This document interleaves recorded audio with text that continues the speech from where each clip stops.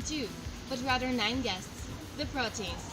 But first, let's take a look at their history and some interesting gossips.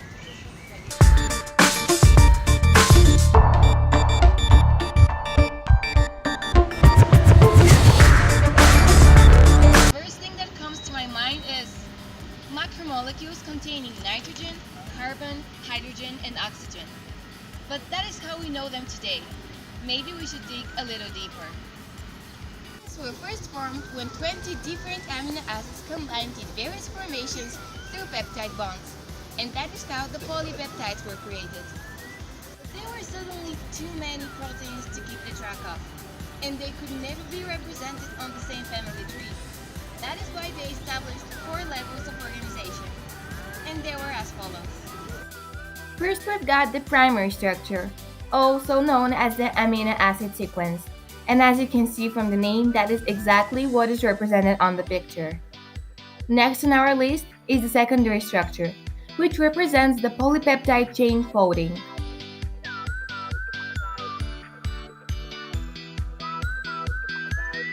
Third on my list is the tertiary structure. It is the exact same polypeptide chain, but in this case, you can see the 3D arrangement of the chain. Last but not least is the quaternary structure, representing the superstructures, which are the proteins with more than one chain.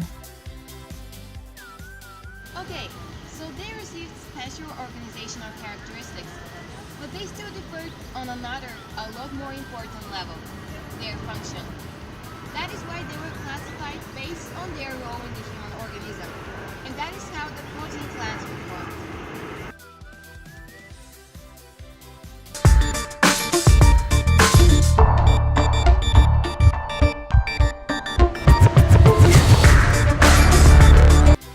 First, we have the enzymes. They are the building and breaking down molecules, or in other words, the construction guys, our very own builders and architects. Then we go to the structural proteins, who strengthen the cells, the tissues, and the organs. You could easily find them in any hospital or private clinic.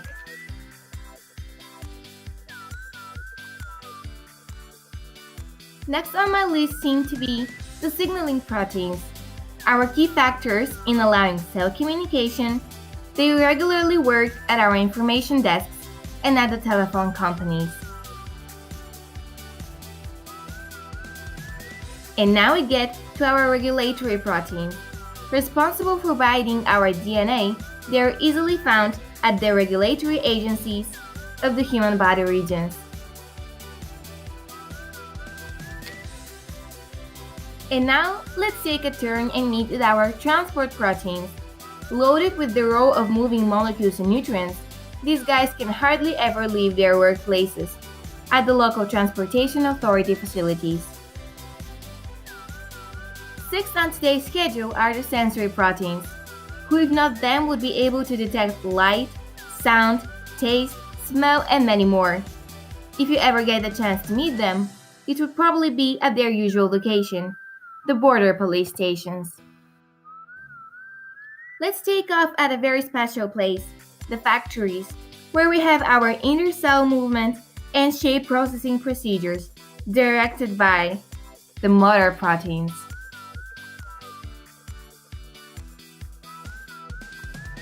And as much as we've proven to be brave enough, we still need our defense proteins to keep us safe. Name a better place for infection fighting, damaged tissue healing, and predator evasion than the local police stations and the investigation bureaus. Let me show you our last guest at tonight's show, the storage proteins. We all need someone to store our nutrients and energy-rich molecules for later usage, and who could do it better than the members of the National Reserve?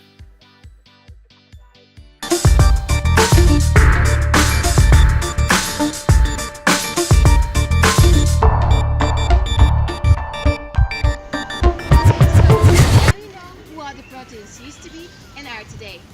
But there is something a lot more important that I still haven't touched upon. Can you imagine an episode of Keeping Up with the Proteins without some gossip? Let's take a look. Proteins are such a pain, says the cover page of this week's Gossip. For what we know, the author of the article is unknown, but whoever they are, I guess it's not a protein after all. Let's take a look at page 1. Sources of Energy reads the title. Nothing pretentious, to be honest, not even intriguing. But from what I've got, we have some serious accusations. The unknown author clearly states that proteins are a waste of time when speaking of energy production.